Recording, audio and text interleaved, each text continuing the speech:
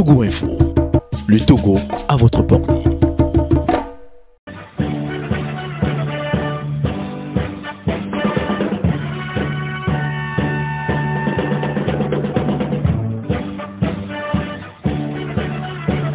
Et nous démarrons la revue de près de ce matin avec le quotidien L'économiste du Togo, le confrère qui s'intéresse donc aux entreprises au Togo. Ce CIT et SICA crée un incubateur. Alors pour avoir votre propre idée là-dessus, je vous propose donc de lire l'article à la page 4 du journal L'économiste du Togo. Électrification au Togo, le percute pour rehausser le taux de couverture nationale.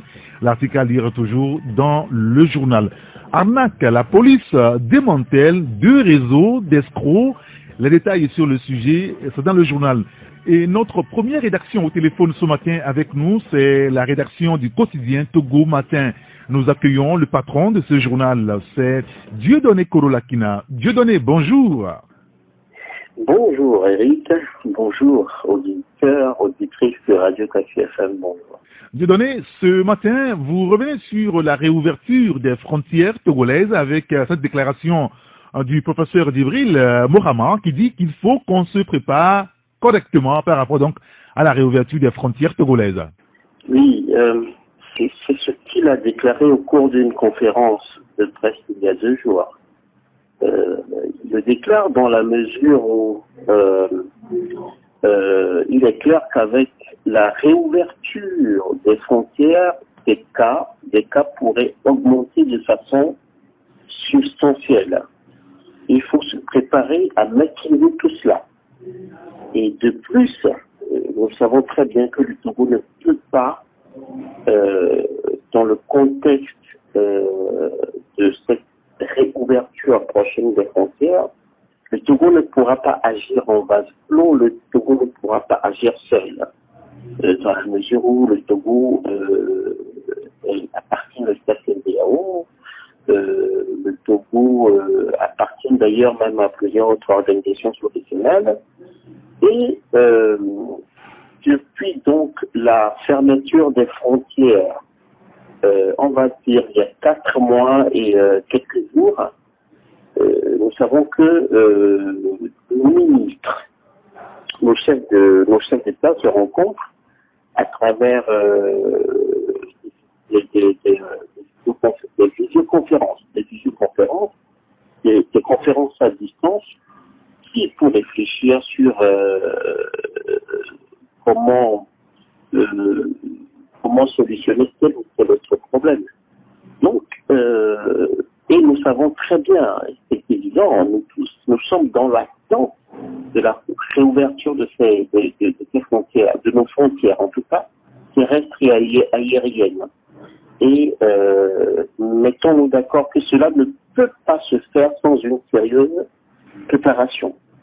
Et c'est pour ça justement que le professeur, le colonel médecin Djibril Mohamed l'affirme, et il est clair en même temps que si l'on prenait par exemple des dispositions adéquates, bien réfléchies, bien mûries pour cette réouverture, un peu comme ce que nous avons vu, toutes les dispositions, toutes les réunions, toutes les rencontres qui ont précédé, par exemple, la réouverture des lieux de culte, la réouverture qui sera effective à partir même de ce vendredi, à partir d'aujourd'hui. Il est clair que donc, si on s'organise, si on se prépare bien, on ne sera pas amené éventuellement à décider d'une probable reconfinement ou d'une probable fermeture encore des frontières après leur ouverture. Vous savez très bien que les voyageurs qui arriveront, qui entreront sur tel ou tel autre territoire sont susceptibles justement de contaminer. Et donc, tout cela est analysé. Le coordonnateur donc de la riposte, le colonel Djibril, informe l'opinion que d'énormes avancées ont été réalisés pour la réouverture des frontières. Toutefois, et comme je dis, il faut aller de façon méthodique et progressive, justement pour que après que les frontières sont réouvertes, qu'on ne soit pas obligé de faire machine arrière. Voilà. Très bien. On lira l'article à la page 11 du journal. Et puis, situation sociopolitique togolaise. L'UDS Togo d'Antoine Folly préfère s'organiser pour mieux préparer l'avenir, hein, Carmen. Et oui. Alors, le parti dirigé par Antoine Folly fait un constat très très amer. Donc, un constat qui les a d'ailleurs même qui a mené les membres du parti de Antoine Folly du DS Togo, justement, à se rencontrer autour d'un séminaire pour réfléchir, analyser, approfondir donc la situation sociopolitique togolaise actuelle. Alors donc, au terme de ce séminaire, les membres de l'UDS Togo sont arrivés au constat selon lequel notre opposition a intérêt, selon leur déclaration, à faire une autocritique afin de rechercher les causes de ces échecs successifs. Je cite par exemple un passage de la déclaration il y a 2 jours du parti d'Antoine Folly. N'avons-nous pas trop répété les mêmes erreurs? Ne dit-on pas souvent que la même erreur répétée trop de fois n'est plus une erreur, mais un choix? Voilà, donc fin de citation. Donc c'est quand même une question qui n'est pas dénuée de sens et de pertinence. Il faut l'avouer, et pour donc permettre à notre pays, pour permettre au Togo d'avancer, l'UDS Togo lance un appel à toutes les forces politiques du pays à sortir courageusement de l'épisode électoral du 22 février 2020 et à engager un travail collectif d'examen de conscience sur le chemin parcouru depuis 30 ans et à s'organiser pour mieux préparer l'avenir. Antoine Folly et les siens proposent que les partis politiques, aussi bien les partis politiques, aussi bien les organisations de la société civile, puissent donc se mettre ensemble pour faire ce travail en vue de chercher le changement, un changement auquel pourraient adhérer justement toutes les forces vives de la nation, une espèce de dynamique unitaire de toutes les forces démocratiques du Togo, par la mise sur pied d'une nouvelle structure de lutte à l'instar du front des organisations démocratiques chaudes qui avait en son temps canalisé la vie populaire ayant conduit donc à la tenue de la conférence nationale souveraine d'après leurs propos. Vous savez, il faut le dire d'ailleurs, le parti d'Antoine Folly regrette d'observer que depuis donc la date du 22 février, les différents candidats qui ont participé à cette élection malheureusement apprécient diversement les résultats. Et dans ces conditions, alors le parti se demande, peut-on reprocher au juste aux institutions de la République qui n'ont fait que jouer pleinement leur rôle? Donc, et à l'endroit des partis qui continuent à réclamer une hypothétique victoire, le parti d'Antoine Folly vient en substance ici. Sur quoi se base-t-il alors pour affirmer avoir gagné? Voilà, autant de questions qui intriguent, qui taraudent un peu le parti d'Antoine Folly et qui amène donc ce parti à faire cette sortie, en tout cas pour le moins une sortie surprenante, une sortie qui sort des sentiers battus, et donc une sortie qui appelle en fait justement à sortir de cette belligérance constante à laquelle à laquelle les Togolais assistent depuis, à laquelle d'ailleurs même les Togolais assistent, médusés et un peu fatigués d'ailleurs. Mais d'où donc cette volonté, cette envie pour le parti le parti en pleine folie donc de convier à réorienter, à revoir donc la lutte après l'épisode donc du 22 février.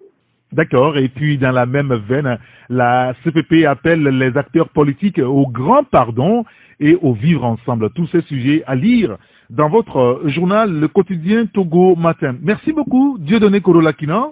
Merci beaucoup, très cher Eric. Merci auditrice, merci auditeur. Je vous souhaite une très très bonne fin de semaine, un bon début de week-end et à très très bientôt sur vos antennes. Passez une excellente journée, hein. Merci beaucoup, très cher Eric.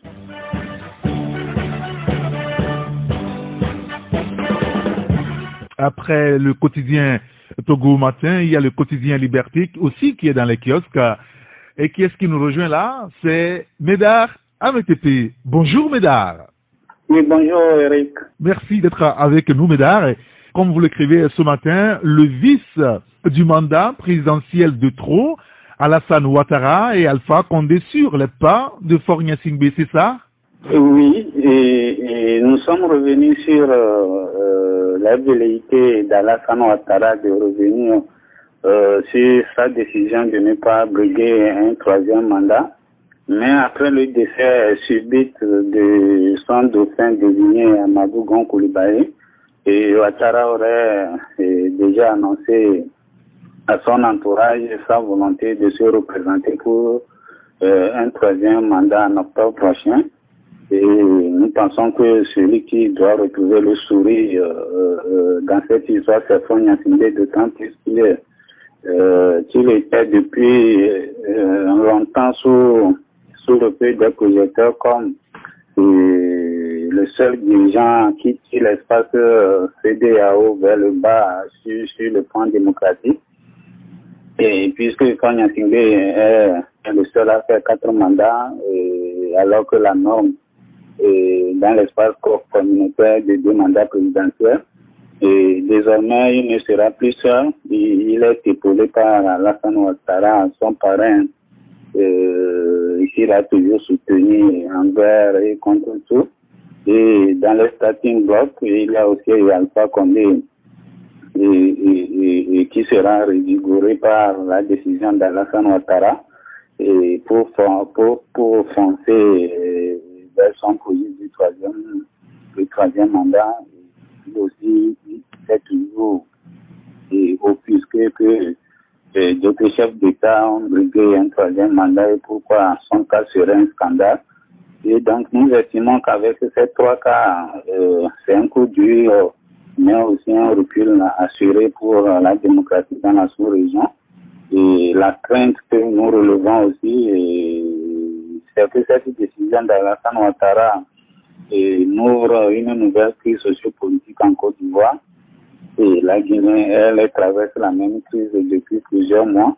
Au Togo, malgré les apparences de quiétude, il y a une crise latente.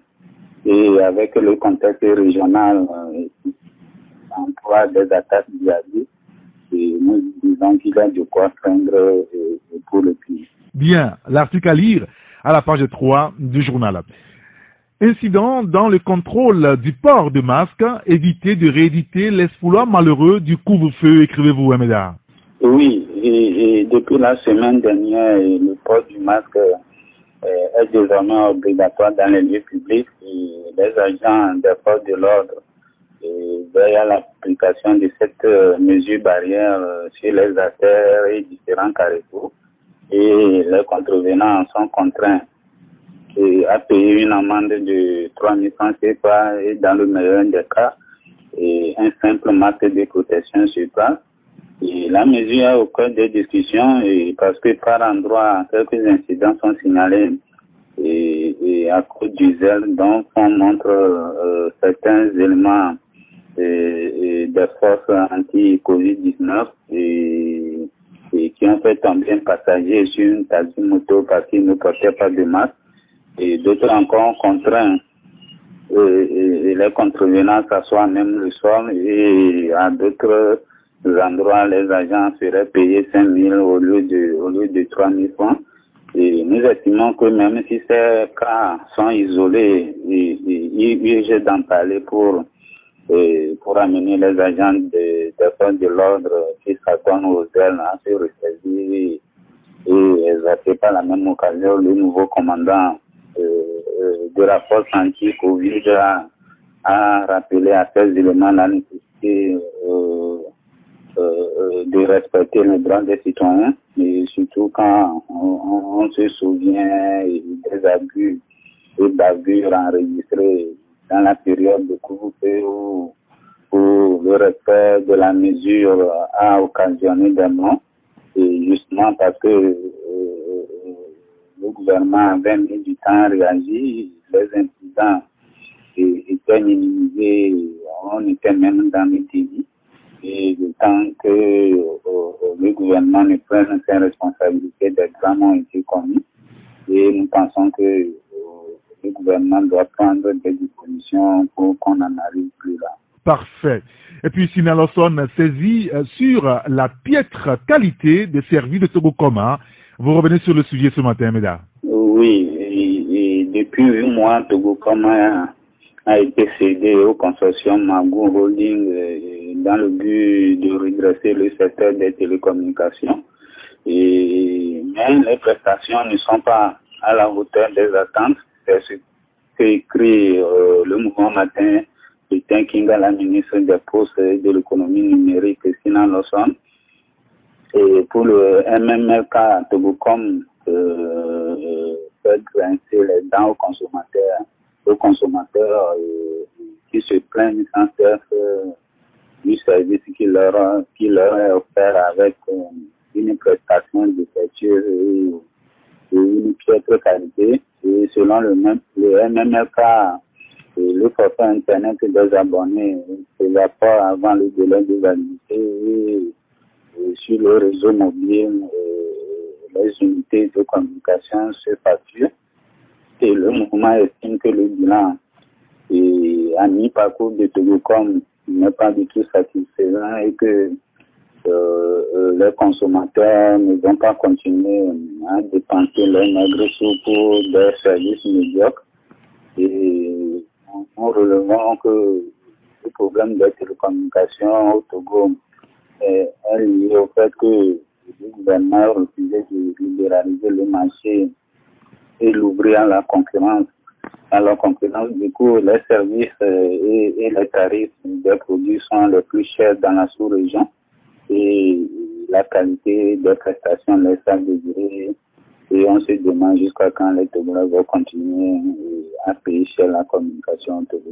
D'accord. Et puis, ce sujet sur les sextapes dans les écoles, des élèves arrêtés et privés de nourriture, le sujet à lire dans votre journal Le Quotidien Liberté. Merci beaucoup, mesdames AMTP. Merci, Eric. Passez une excellente journée. Bonne journée à vous aussi.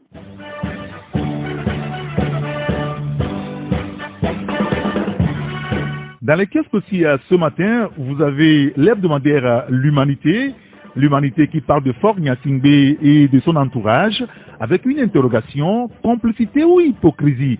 L'interrogation donc à lire à la page 3 du journal L'Humanité. Revendication post-électorale, Antoine Folly s'interroge sur l'attitude de la dynamique Monseigneur Kodro. L'article à lire dans le journal. Développement local, les mairies dans la débrouillardise. Le journal revient sur le sujet et parle également de la réouverture partielle des lieux de culte. Les fidèles à l'épreuve de leur maturité.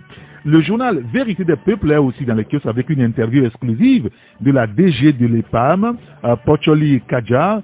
Nous restons convaincus que la poursuite de la sensibilisation nous permettra d'endiguer le mal. L'interview à lire dans le journal Vérité des Peuples. Il y a aussi le billet hebdomadaire L'Union pour la patrie dans les kiosques ce vendredi.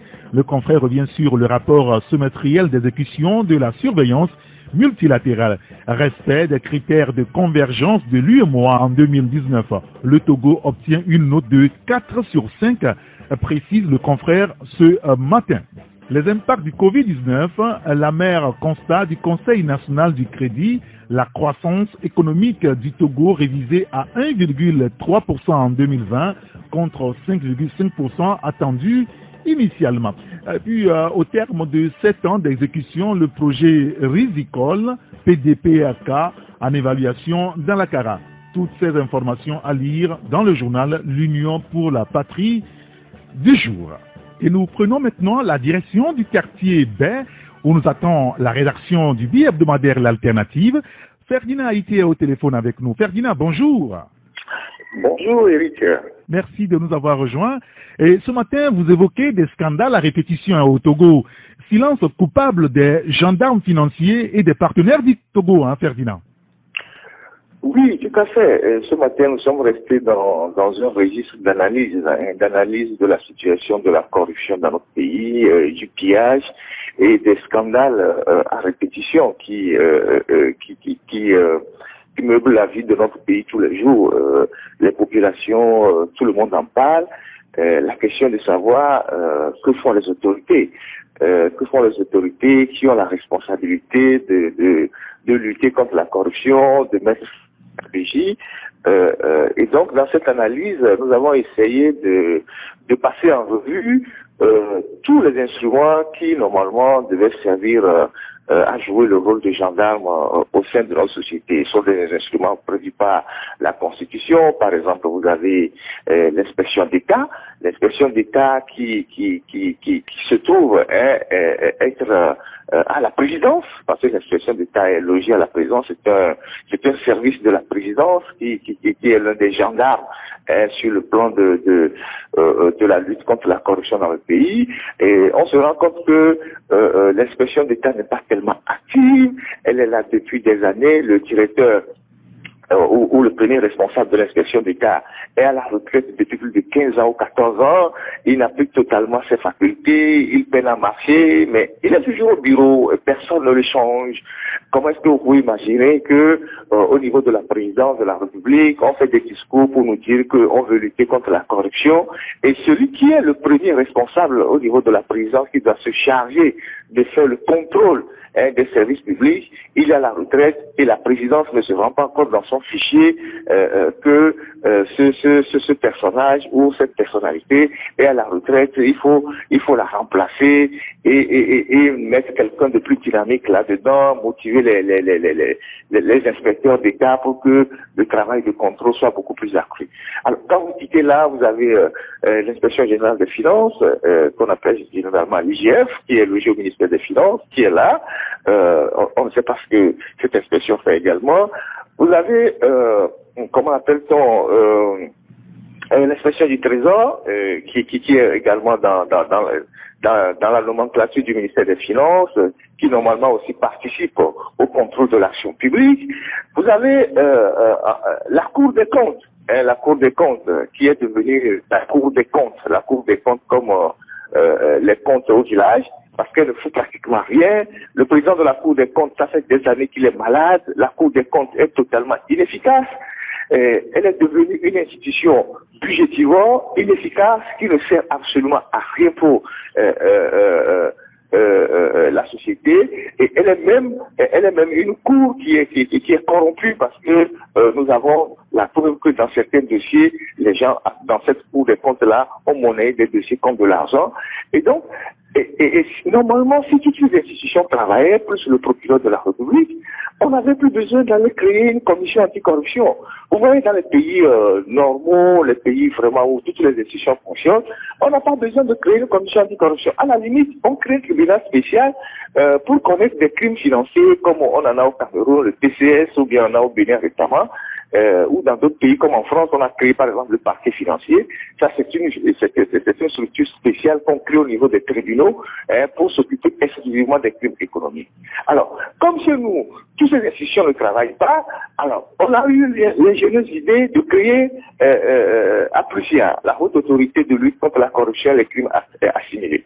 Ça fait plus de 3 ou 4 ans que cette APLUCIA a été créée, que les membres sont installés au niveau de Tégué, qu'ils ont des salaires salaires, qui ont des avantages, qui ont des voitures, et donc ils sont devenus une institution qui pèse sur le plan du budget, hein, que l'État voulait obliger de nourrir parce que c'est une institution qui a été créée spécialement, et donc tous les membres sont payés, ils ont des avantages, ils ont des voitures, ils ont des bons de carburant, et cette institution, depuis qu'elle est créée, ne fait absolument rien. Et pendant ce temps, la corruption gangrène tous les secteurs de la cité, la petite corruption comme la grande corruption, et on ne voit pas apprécier. Et tout le monde en parle, mais personne ne dit rien. Finalement, il faut dissoudre cette institution parce qu'elle ne sert qu'à meubler le décor, elle ne participe à rien. Et finalement, dans cette analyse, nous interpellons aussi les partenaires. Parce que quand le FMI, la Banque mondiale, le FIDA, toutes ces institutions-là, les ambassades, lorsque vous financez des projets tous les jours dans un pays et que des dirigeants s'organisent en bande, les dirigeants se mettent en bande organisée pour tourner les fonds de ces projets, que ce soit dans l'agriculture, que ce soit dans les travaux publics, que ce soit je ne sais où, dans les mines, à un moment donné, pour les partenaires, il faut taper du poing sur la table pour que, si les autorités qui ont en charge le pays sont en train de dormir, au moins que ces autorités se réveillent un peu pour organiser la vie publique. Alors c'est autour de toutes ces questions-là que nous avons décidé de faire l'analyse ce matin. C'est en fait intermède avant de revenir sur le dossier du pétrole le mardi prochain. Oui, bien sûr, Petrolgate mardi prochain. C'est avec plaisir que nous vous accueillerons donc à l'antenne pour en parler. Très bien. L'article à lire dans le journal. Et puis l'agriculture, vous en parlez avec Noël et son Bataclan. Vous faites forcément allusion au Bataclan, la scène du théâtre en France, hein, Ferdinand? Oui, le Bataclan de Noël, le ministre de l'Agriculture, c'est une analyse assez, avec beaucoup de touches d'humour. Vous savez, au Togo, les ministres parfois font plus de bruit que de travail. Et le jeune ministre s'est lancé dans cette directive depuis. Il entraîne à sa suite comme un tracteur dans un champ, une nuée des médias et qu'il a fidélisé, qui sont certainement payés sur des projets de l'agriculture et qui passent tout le temps à parler de lui, Voilà, s'il va dans une ferme, on parle de lui, s'il va dans un petit champ, on parle de lui. Et tout ça, c'est des trucs d'effets d'annonce, c'est des déclamations. Et quand vous rentrez dans le fond de certains projets, ces projets sont catastrophiques. On a parlé par exemple des surfacturations sur la question des tracteurs, qui est un scandale qui n'a pas encore révélé tous ces dessous. On a parlé des questions de privatisation au niveau de la Sotoco. Il y a d'autres sujets et on remarque quand même que ce jeune ministre, qu'on a présenté comme quelqu'un d'assez compétent, de brillant, dès qu'il arrive au ministère de l'Agriculture et qu'il prend le contrôle, c'est des problèmes au sein de son ministère, des problèmes avec le personnel, beaucoup de décès dans ce ministère, beaucoup de décès des cadres dans ce ministère, pas mal de choses. Et donc, sur le terrain, la gestion des projets, c'est pas encore ça, mais tous les jours, vous entendez les médias parler de lui, il s'est déplacé ici, il allait par là, au point que finalement c'est de lui qu'on parle plutôt que des projets réellement qu'il est en train de conduire. Est-ce que ces projets sont efficients, est-ce que ces projets ont vraiment des résultats? Sur ce point-là, il n'en fait pas mieux que son prédécesseur. Et donc ce matin, on a fait une analyse avec un titre assez humoristique, Noël et son Bataclan. D'accord. Et puis, le grand marché de Lomé, vous vous êtes aussi intéressé à ce marché, des opérateurs économiques togolais marginalisés au profit des étrangers, hein, finalement. Oui, on ne le dira jamais assez. Je pense que nous l'avons dit, répété dans plusieurs de nos émissions, le grand marché de Lomé est tombé dans les mains des étrangers. Si on parle d'étrangers, c'est entre griffes. Il ne faut pas que les gens pensent que bon, nous avons nous avons quelque chose contre les étrangers. Non, rien du tout. Les Togolais sont très hospitaliers. Mais dans un pays où chacun lutte pour ses propres frais, vous ne cédez pas les secteurs économiques comme le grand marché totalement aux étrangers au détriment de vos propres frais. Et malheureusement, c'est ce qui se passe au grand marché. Et il y a une situation de tension depuis quelques jours. Bon, elle existait depuis quelques jours. Elle tend à prendre de l'ampleur au niveau des commerçants au grand marché. Entre d'abord les commerçants et les PAM, et entre les commerçants et ces étrangers-là. Je ne veux pas stigmatiser spécialement une communauté, mais tout le monde peut avoir une idée de quoi nous parlons. Alors, au niveau de Orlando, en allant vers l'abattoir, il y a des gens qui ont pris plein de boutiques là-bas, des Togolais qui ont payé des avances, 2 ans, 3 ans pour leur boutique, qui se sont installés et qui font leurs activités, qui paient des taxes, des impôts et tout. Et ces gens ont du mal à travailler parce que devant leur boutique s'installe une horde d'individus qui sont généralement d'une communauté ou de 2 communautés qui bloquent l'accès à leur boutique, donc presque sur la vendue de leur boutique au niveau des foires. Et ces commerçants togolais se sont 1000 fois près au niveau de la structure qui gère les marchés. Et ces commerçants se rendent compte que c'est la structure qui gère les marchés est plutôt enclin à défendre ces commerçants étrangers. Et on nous dit qu'il y a de la corruption derrière, il y a beaucoup de choses. Et parfois, lorsqu'on fait appel à la police arrive, c'est beaucoup plus pour protéger les étrangers que les Togolais. Alors, finalement, les Togolais ont leur boutique, mais ils arrivent à vendre. Leurs boutiques sont barricadées par ces gens qui font des étalages sur le trottoir. Alors, il y a une tension dans le marché et il faut que les autorités essaient de voir ce qui se passe là-bas et donner la place qu'il faut aux Togolais qui sont nos frères, nos sœurs, et la place qu'il faut aussi à ces étrangers-là, qui sont aussi nos frères en termes plus global, qui sont aussi nos frères, qui participent aussi à la vie économique de notre pays. Il faut faire en sorte que dans un marché, chacun puisse trouver sa place pour éviter des conflits. Donc c'est une information, c'est une information à l'adresse des autorités, pas seulement les autorités qui gèrent les marchés, mais les supérieurs, le ministre de l'administration territoriale et peut-être le ministre du commerce, pour que les Togolais dans leur propre maison puissent avoir de la place et faire leurs activités. Voilà. Merci beaucoup Ferdinand Haïté. Merci, grâce à l'invitation. Bonne journée. À mardi alors. Oui, bien sûr, le rendez-vous est pris sur mardi prochain, Ferdinand, rassurez-vous. Dans les kiosques aussi, ce matin, l'hebdomadaire Togo Réveil, le confrère qui évoque l'accord de sponsoring pour les 4 prochaines années entre le groupe Togocom et la Fédération togolaise de football. L'article à lire à la page 4 du journal. Plusieurs quartiers de Lomé bientôt équipés des forages profonds à gros débit. C'est ce que vous lirez donc dans le journal. À force de jouer avec la justice, Kodjo risque gros. Kodjo, il s'agit bien d'Agdeyomi Messan. L'article à lire dans le journal Togo Réveil. Outre Togo Réveil, dans les kiosques ce matin, nous avons l'éveil de la nation.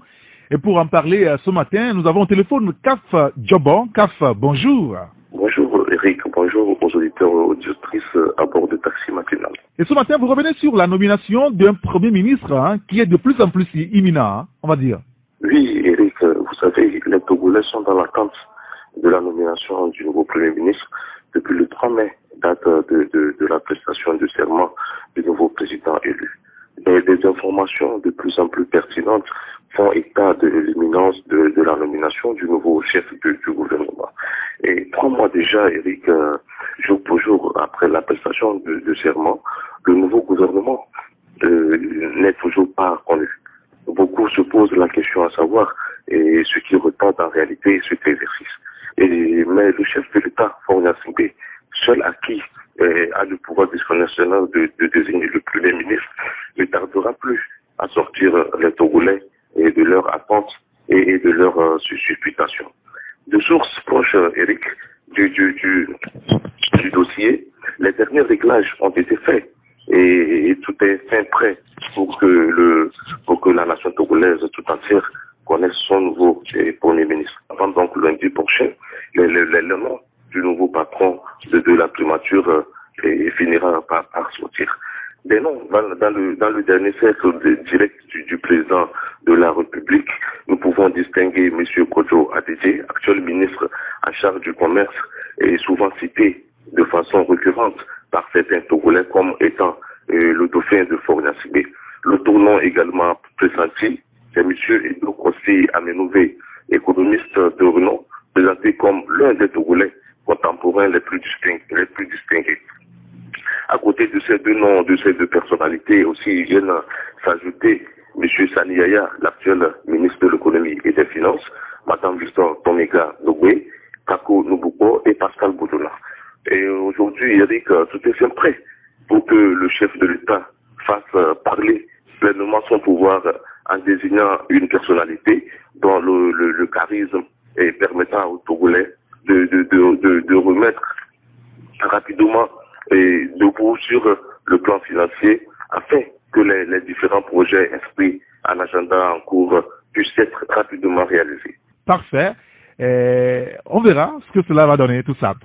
Et si les 500 000 francs de quarantaine étaient mieux expliqués aux Togolais de la diaspora, Kaf Djabor? Oui, Eric, et vous savez, Eric, depuis l'apparition du premier cas de la maladie à coronavirus, dans notre pays, le gouvernement a adopté des mesures restrictives visant à combattre la crise et à mis sur pied des ripostes destinées non seulement à sauver l'économie togolaise, mais aussi pour prendre en main toutes les charges liées à cette maladie. Et dans cette optique, Eric, que l'État togolais a pris sur lui la charge de payer les frais de quarantaine pour des cas testés positifs à la maladie et qui sont gardés dans un grand hôtel de la place. Cette mesure a sérieusement affecté le budget de l'État et au point où le gouvernement continue par payer la quarantaine. Et donc, Eric, depuis quelques semaines donc, l'État a pris une nouvelle disposition qui oblige tous les voyageurs venant de l'extérieur à destination de Lomé à payer les frais de mise en quarantaine pour les 14 jours qui sont fixés à 500 000 francs, c'est ça. Et pour certains de nos compatriotes qui ne comprennent pas encore le système, l'État veut soutirer des sous aux Togolais vivant à l'extérieur et qui ont déjà programmé et rentré au pays. Mais ce qu'il faut comprendre ici, Eric, c'est que les 500 000 que le Togo perçoit, c'est y compris l'hébergement et la restauration pour une durée de 14 jours. Vous le savez bien, Eric, et comme tous les Togolais d'ailleurs, que les voyageurs sont systématiquement logés dans des hôtels de qualité supérieure ou même la chambre standard ne coûte pas moins de 35 000 francs par jour. Donc pour les 14 jours, et qu'à l'hébergement, nous sommes déjà à 490 jours. Et si on veut faire une situation de 14 jours par 35. Lorsqu'on ajoute alors un taux forfaitaire de 10 000 francs pour la restauration pour les 14 jours et 100 000 francs pour le test, on aura un total de 730 000. Nous sommes donc revenus ce matin sur ce sujet, Eric, pour mieux éclairer ceux qui pensent que l'État veut appliquer un système d'escroquerie et comme le là est loin de se faire de l'argent sur le dos des compatriotes. Le gouvernement continue de jouer au bénévolat pour préserver donc la santé de sa population. Et nous, à l'éveil de la nation ce matin, nous pensons qu'il est important de toujours mettre l'accent sur le volet communication afin d'éviter des mauvaises interprétations de ce genre. D'accord. L'article à lire dans votre journal L'éveil de la nation, aussi disponible sur la plateforme Les Kiosques. Et Agbeyome Kodjo qui s'est pris les pieds dans le drap, vous en parlez ce matin. Oui, Eric, la situation déjà complexe par la dynamique Kodjo se complique davantage pour Agbeyome Kodjo qui devra en rajouter à son allure pour ne jamais être rattrapé. Depuis vendredi dernier, la justice togolaise a mis le pied sur l'accélérateur, donnant ainsi une autre tournure à la procédure. Et en fin de semaine dernière, c'est-à-dire le vendredi passé, M. Agbeyome devrait répondre à la convocation, à une convocation devant le doyen des juges pour être entendu dans la suite de revendication de sa supposée victoire.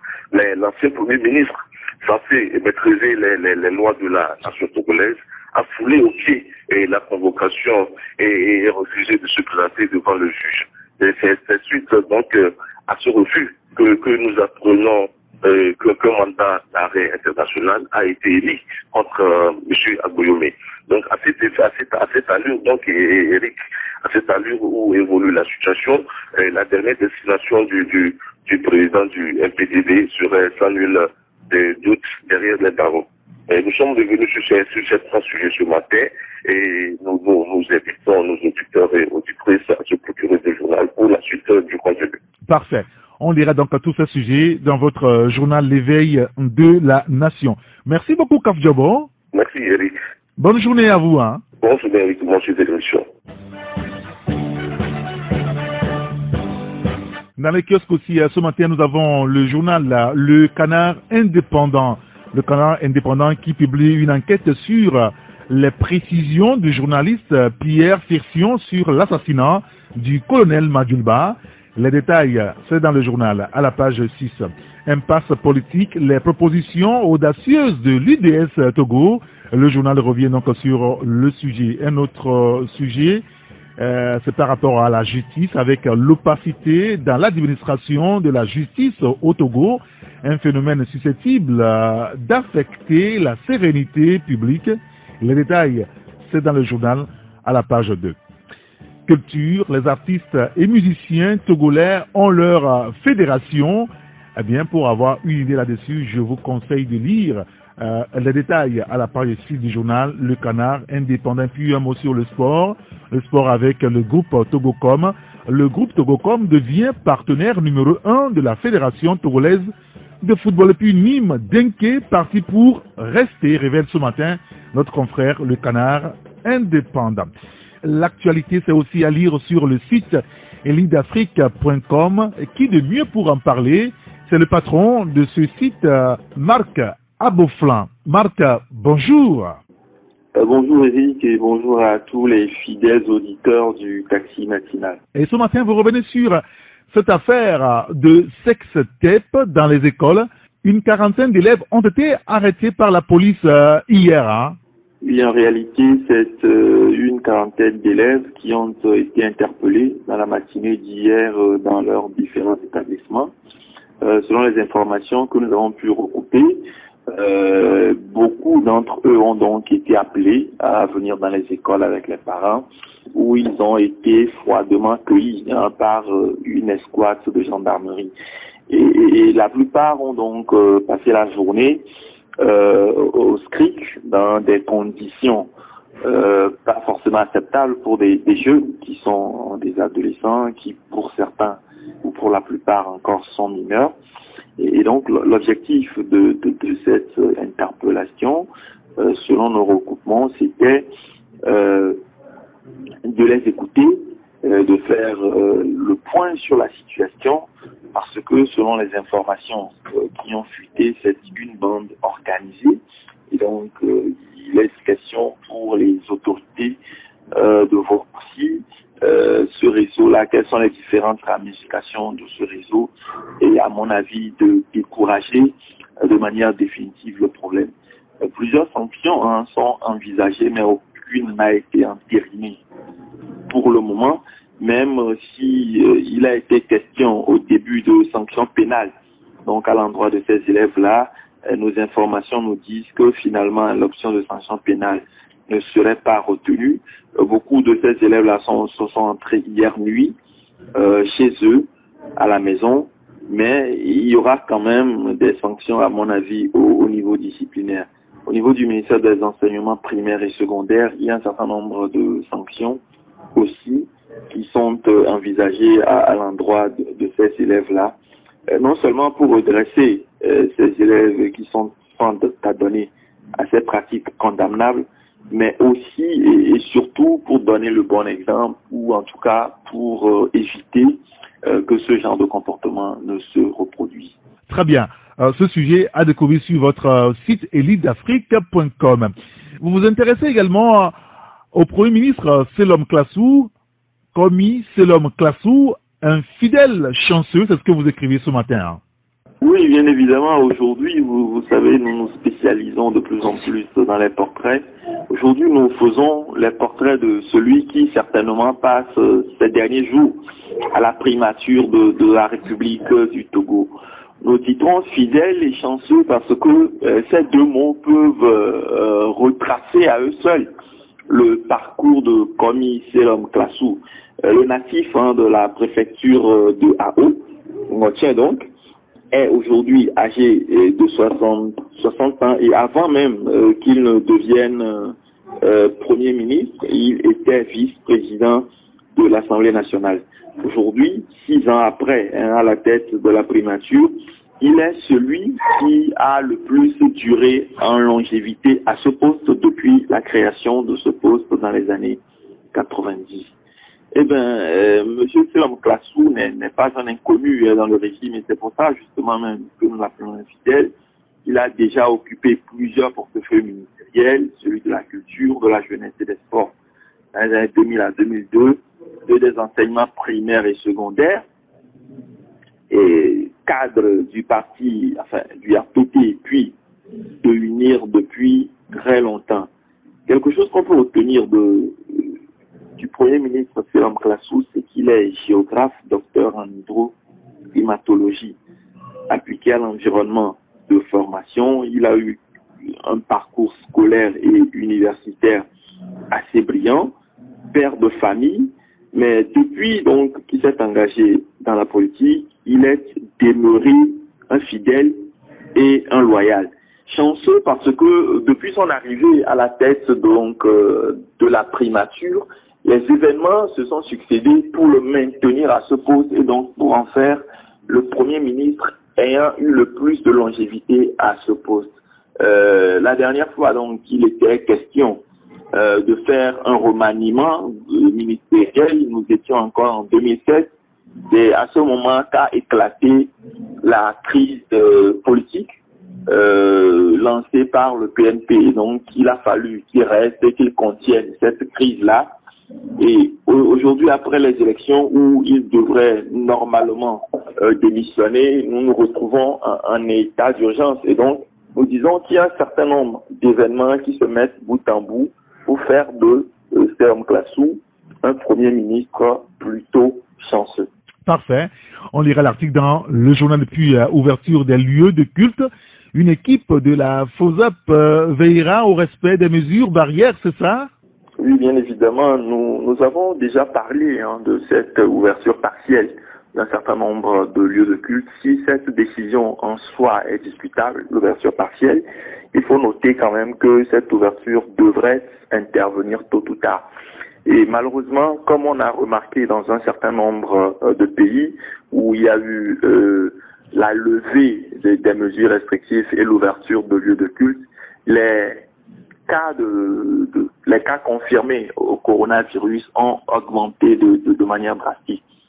Aujourd'hui, et présent à la conférence hebdomadaire donc organise la coordination nationale de riposte contre le Covid, c'est le lieutenant-colonel Belei Bedani, qui est le directeur des cultes, qui dit que toutes les mesures sont prises pour qu'il y ait une surveillance accrue des lieux de culte qui seront ouverts dimanche prochain, pour que les mesures barrières telles qu'édictées et en tout cas telles qu'acceptées par les responsables de ces lieux de culte soient appliquées à la lettre. Et donc il a dit que la force chargée de la pandémie veillera au grain pour que ces dispositions soient respectées. C'est le lieu aussi pour nous d'appeler les fidèles à une certaine discipline pour permettre de respecter comme il faut les mesures barrières de cette église. Nous rappelons utilement qu'un certain nombre d'activités ordinaires des églises demeurent interdites pour le moment, notamment les veillées de prière et de chant et puis tout ce qui est activités nocturnes dans ces différentes églises. Très bien. L'article à lire sur votre site elitedafrique.com. Merci beaucoup Marc Abouflan. Merci à vous Eric et bonne journée. Je vous souhaite de passer une excellente journée. Dans les kiosques aussi ce matin, vous avez le journal Le Soleil. Le Soleil qui s'intéresse donc à la dynamique Kodjo qui est en déchéance politique, c'est ce que crée le journal. Agboyome Kodjo sous mandat d'arrêt. Réouverture progressive des lieux de culte ce vendredi. Les églises et mosquées doivent respecter les recommandations, écrit notre confrère, qui s'intéresse aussi au partenariat. Togocom sponsorise donc le football togolais pour 4 ans. Voilà. Et le dernier journal ce matin avec nous, c'est le journal Économie et Développement. Et nous avons au téléphone Joseph Gada. Joseph, bonjour. Bonjour Eric, et bonjour également aux fidèles éditeurs et auditrices de KCFM. vous parlez de la gouvernance financière et crimes économiques, hein, le renforcement des systèmes judiciaires et la vigilance du pouvoir judiciaire indexé pour gagner la lutte contre la corruption en Afrique. Hein. Oui, Eric, vous savez qu'en matière de corruption, l'Afrique fait partie du continent qui est classé dans la zone rouge. Alors, parce que quand vous voyez déjà les impacts de ce phénomène sur le continent noir, alors vous pouvez la question de savoir entre le souci d'aller au développement de ce continent et la corruption, ce n'est que chaque jour, le jour et la nuit. Parce qu'il suffit seulement de voir l'impact financier de la corruption sur le continent.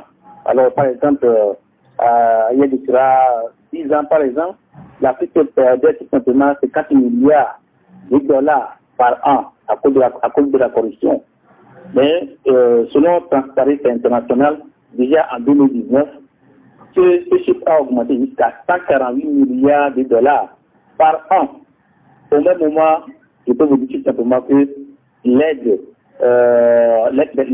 publique pour le continent s'élève déjà à 145 milliards de dollars. Donc, quand vous voyez déjà la différence entre de 2 milliards de dollars, donc ce qui veut dire que malgré les efforts des uns des autres, ou bien de certains gouvernants, pour pouvoir aller contre ce phénomène, il y a encore du souci à se faire. Alors, je pense que quand nous avons choisi de faire un dossier sur le phénomène, parce que nous avons senti même que dans notre pays, au Togo, ce phénomène aussi est très remarqué. Il suffit seulement d'interroger la population. Selon l'Afrobaromètre, déjà 98%, pour ne pas dire pratiquement toute la population togolaise, est au courant que la corruption existe bel et bien au Togo. Alors, je pense que il y a de cela une semaine, l'Afrique a commémoré la journée de lutte contre la corruption. Et cette journée a été commémorée quand même au Togo avec Africa. Et nous avons eu quand même l'honneur d'être invités à cette journée. Et je vous dis tout simplement que le tableau en général en Afrique est très noir. Très noir parce que aujourd'hui, quand vous voyez, quand on prend l'Afrique, déjà sur ces 54 pays, je vous dis que déjà 45 pays sont passés dans la liste noire de la corruption. Alors, comme je peux le dire tout simplement que, bon, il y a quelques pays qui essayent depuis quelques jours, ou depuis quelques années de faire des efforts avec la RDC. Vous connaissez très bien ce qui s'est passé dans ce pays il y a quelques jours. Le Niger, quand on parle du Niger, cela nous rappelle encore ce qui se passe actuellement au Niger où, avec la corruption dans l'armée. Le Burkina Faso, le Bénin, le Ghana à côté aussi, donc ce sont des pays qui s'évertuent. Mais malheureusement, il y a d'autres pays aussi qui continuent pas dormir tranquillement. Je vais parler de la Côte d'Ivoire, du Tchad, du Cameroun, de la Guinée. Et malheureusement aussi notre pays en fait partie.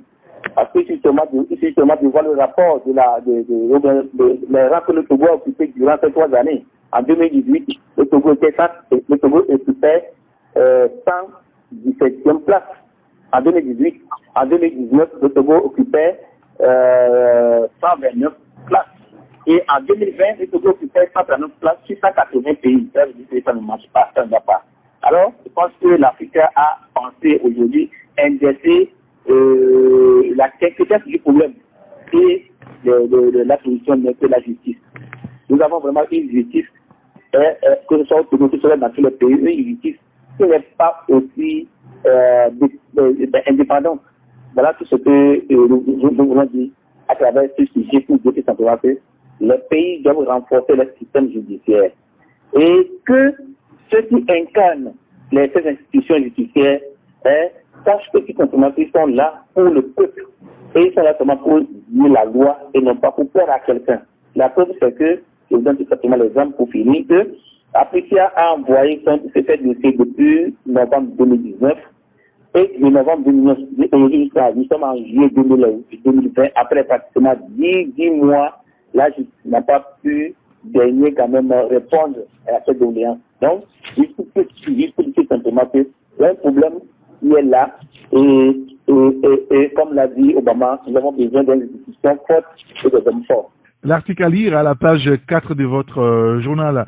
Vous parlez également des impacts de Covid-19 sur l'économie nationale avec cette déclaration de Sani Yaya. La situation économique actuelle est très difficile, c'est ce qu'il assure, le patron de l'économie au Togo. Je pense que il est le mieux placé pour nous dire si la situation est difficile ou pas. Alors, si le premier responsable de l'économie et des finances du pays dit que la situation est difficile, c'est tout simplement que nous allons vraiment vivre, non seulement une situation difficile, mais nous allons vivre des situations plus difficiles que ce que nous vivons actuellement. Alors, comme il a dit aujourd'hui, hier, il était en réunion au Conseil national du crédit, et c'était une session extraordinaire que le Togo a organisée avec ses partenaires pour réfléchir sur les impacts de Covid-19 depuis mars jusqu'à aujourd'hui. Et je vous dis que le tableau est vraiment noir parce qu'aujourd'hui, il faut dire attention, nous avons une baisse de 5,5% de la croissance économique à 1,3%. Nous avons vraiment un accroissement des dépenses publiques, c'est-à-dire que les dépenses publiques ont chuté, ont plutôt augmenté. Je veux dire que les dépenses ont augmenté, et plutôt une baisse des recettes budgétaires, aujourd'hui qui serait à 198 milliards, sans faire pas. Une réduction des recettes d'exploitation. Donc, vous voyez que le tableau est vraiment noir. N'oubliez pas que déjà en avril, le FMI nous a déjà averti que l'Afrique va connaître une état de récession économique. Donc, aujourd'hui, il faut commencer par réfléchir, parce que je vous dis que d'ici décembre, nous allons vivre une situation très difficile. Alors, c'est là où, par exemple, on demande plus aux banques qui sont dans le pays d'injecter plus de fonds, puisque la banque centrale en a déjà injecté. Les banques doivent injecter plus de fonds, surtout dans les PME, pour que de là, ça puisse quand même réjaillir sur la population. De même que je vais parler des microfinances aujourd'hui aussi, ils doivent quand même essayer de faire cette action, je ne vais pas dire action sociale, mais quand même pouvoir aider aussi les bonnes femmes, les artisans, par exemple, comme les artisans, pour que quand même, pour que cet impact ne soit pas trop senti sur la population. Sinon, je pense que nous seulement nous risquons d'aller plus, de voir le taux de pauvreté augmenter. Actuellement, nous sommes à 53%. Je suis sûr que d'ici un an, le taux de pauvreté ne va pas encore augmenter. Donc, il faut que ces institutions prennent leur responsabilité d'investir ce que tu veux dans les papiers dans d'autres pays. Je pense que le gouvernement, les gouvernants ont obligé, je dis le mot obligé, ont obligé plutôt les banques à faire des crédits à des taux minimes pour les institutions pour accompagner les jeunes, pour accompagner par exemple les agriculteurs et autres. Parce que ne pas le faire et laisser la population à elle-même, je pense que nous allons vivre vraiment des situations dans les jours à venir, comme le ministre même l'a déjà annoncé. Je pense qu'on doit se préparer dans les jours à venir. C'est pour cela que déjà présent, comme je l'ai dit, l'État doit se réveiller. C'est vrai qu'il y a eu pas de passe, il y a eu un fonds national de solidarité. C'est vrai que le Togo a pu collecter sur les 400 milliards, 200 milliards poussières. Mais est-ce que ce fonds-là peut suffire aujourd'hui? Je ne pense pas. Même si le ministre, à la fin, sollicite le secteur privé, aujourd'hui, le secteur privé même est à genoux. Donc, je pense que, comme je dis, il faut vraiment des institutions financières pour pouvoir accompagner les populations à sortir de cette difficulté et que, bon, peut-être que d'ici 6 mois, on peut quand même retrouver nos vies quotidiennes apaisées. Très bien. Tout cela à lire dans votre journal Économie et Développement dans les kiosques ce matin, aussi disponible sur la plateforme Les Kiosques. Merci beaucoup, Joseph Gada. Merci beaucoup, Eric, et merci également à tout le personnel de la radio Taxi FM. Et passez une excellente journée. Bonne journée à vous. Très bien. À bientôt.